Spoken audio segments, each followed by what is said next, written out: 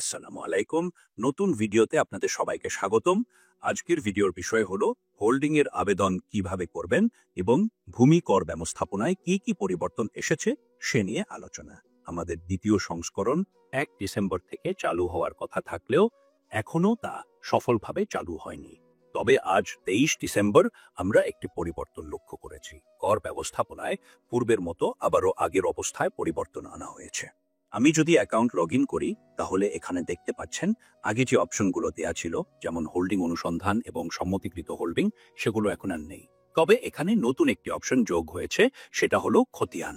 এই খতিয়ান অপশনে গেলে দেখতে পাচ্ছেন পূর্বের মতো আপনাকে আবার ম্যানুয়ালি আপনার বিভাগ, জেলা, উপজেলা, মৌজা এবং আপনার খতিয়ান নাম্বার ও হোল্ডিং নাম্বার দিয়ে পুনরায় আবেদন করতে হবে। তবে এখানে একটি বিষয় লক্ষ্য করুন, এখানে খতিয়ান অনলাইনে যাচাই করার একটি অপশন রয়েছে। যেমন যদি আমি বিভাগ, জেলা, উপজেলা, সার্কেল সব সিলেক্ট করে খতিয়ান নাম্বার দেই, তাহলে পাশে দেখতে পাচ্ছেন খতিয়ান যাচাই করুন অথবা খতিয়ান নাম্বার দেওয়ার পর যাচাই করুন লেখা আছে।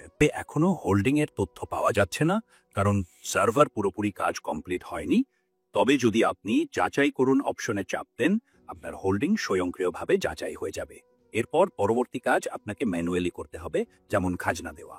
আপনি হোল্ডিং এর আবেদন করার পর পুনরায় তহসিল অফিসে গিয়ে তহসিলদার দ্বারা অনুমোদন করাতে হবে। এটা অটোমেশন সিস্টেমে করার চেষ্টা ছিল, তবে অনেক হোল্ডিং এখনো অনলাইনে নেই, এই জন্য হয়তো পূর্বের নিয়মে ফিরে আসা হয়েছে। তবে আশা করা যায় ভবিষ্যতে আমরা অটোমেশন সিস্টেমে খাজনা দিতে পারবো। আগামীকাল থেকে আপনারা খাজনা দিতে পারবেন। এই নিয়মে পুনরায় আপনি আবেদন করবেন।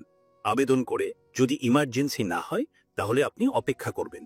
আর যদি এটি ইমার্জেন্সি হয় তাহলে আপনি তহসিল অফিসে গিয়ে তহসিলদার বা নায়েবের থেকে অনুমোদন নেবেন।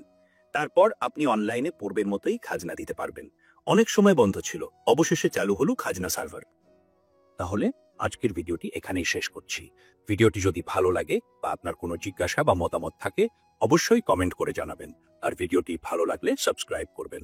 দেখা হবে পরবর্তী নতুন কোনো ভিডিওতে। সবাই ভালো থাকবেন, সুস্থ থাকবেন। আল্লাহ হাফেজ।